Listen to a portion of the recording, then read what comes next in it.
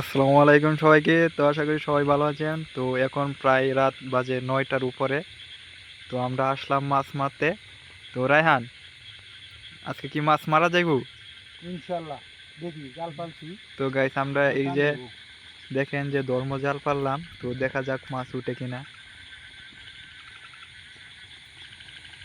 মাশাআল্লাহ, এই যে দেখতেছেন ছোট ছোট ছোট ছোট অনেক মাছ উঠছে।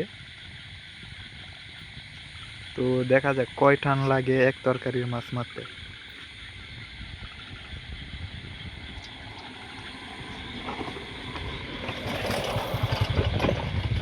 তো দেখা যাক আজকে কতক্ষণ লাগে, যে এক তরকারির মাছ কতটুক সময় লাগে, দেখি আমরা মারতে পারি কিনা। তো এটাই ছিল আমাদের প্রথম টান।